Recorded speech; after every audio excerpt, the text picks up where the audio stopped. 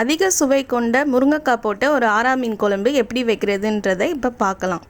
இந்த மீன் குழம்பு பார்த்திங்கன்னா, மீன் குழம்பு வைக்க தெரியாதவங்க கூட இந்த குழம்பு வைக்கும் போது உங்களுக்கு டேஸ்ட்டு தன்னால் சூப்பராக வந்துடும்.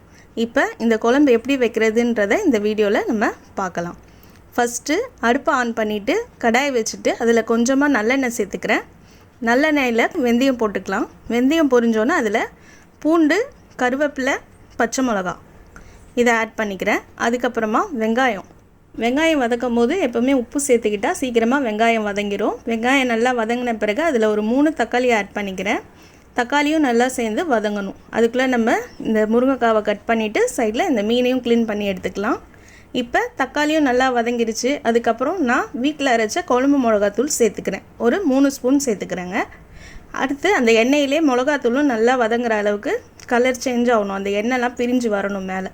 அது வரைக்கும் அந்த மிளகாத்தூளை வதக்கிட்டு அதுக்கப்புறம் முருங்கைக்காவை சேர்த்துக்கிறோம். முருங்கைக்காவை இதில் சேர்க்கும் போது இதோட ஃப்ளேவரே உங்களுக்கு சூப்பராக இருக்கும். முருங்கைக்காவோட ஸ்மெல்லும் அந்த மீனோட ஸ்மெல்லும் சேர்ந்து வரும்போது மீன் குழம்புலேயே உங்களுக்கு டிஃப்ரெண்ட்டாக இருக்கும். எப்பயும் வைக்கிற மீன் குழம்பை விட இந்த மீன் குழம்பு உங்களுக்கு டிஃப்ரெண்ட் டேஸ்ட்டாக நல்லா வரும். அடுத்து இப்போ நான் இதில் புளி தண்ணியை சேர்த்துக்கிறேன். ஒரு லெமன் சைஸ் புளி எடுத்து நல்லா கரைச்சிட்டு ஃபில்ட்ரு பண்ணி வச்சுருந்தேன். அந்த புளி தண்ணியை இப்போ சேர்த்துக்கிறேன். அடுத்து உங்களுக்கு தண்ணி எவ்வளோ தேவையோ, குழம்பு எவ்வளோ உங்களுக்கு வேணுமோ அந்த அளவுக்கு தண்ணியை ஊற்றி நல்லா கொதிக்க விடணுங்க. ஒரு கொதி வந்தோடனே இந்த மீனை நான் இதில் ஆட் பண்ணிக்கிறேன். இந்த மீன் மட்டும் நம்ம முன்னாடியே போட்டுடலாம். ரொம்ப வற்றிட்டு அதுக்கப்புறம் போடணுன்ற அவசியம் இல்லை. ஏன்னா இந்த மீன் உடையாது. அதனால் நீங்கள் ஸ்டார்டிங்லேயே இந்த மீனை சேர்த்து நல்லா உங்களுக்கு குழம்பு வற்றுற வரைக்கும் கொஞ்சம் நேரம் வெயிட் பண்ணலாம். குழம்பு வற்றின பிறகு நான் இதில் தேங்காய் பால் ஆட் பண்ணிக்கிறேன். உங்களுக்கு பிடிச்சிருந்தால் நீங்கள் ஆட் பண்ணுங்கள், இல்லைன்னா இதை நீங்கள் ஸ்கிப் பண்ணிடலாம்.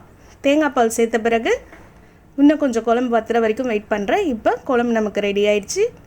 பாருங்கள் எப்படி வந்திருக்கு பாருங்கள். முருங்கைக்காவும் நல்லா வெந்துருச்சு, மீனும் சூப்பராக அதில் குழம்புல ஊறிடுச்சு. இப்போ சாதத்தில் போட்டு சாப்பிட வேண்டியதுதான். சூப்பரான முருங்கைக்காய் போட்ட ஒரு ஆரா மீன் குழம்பு ரெடி.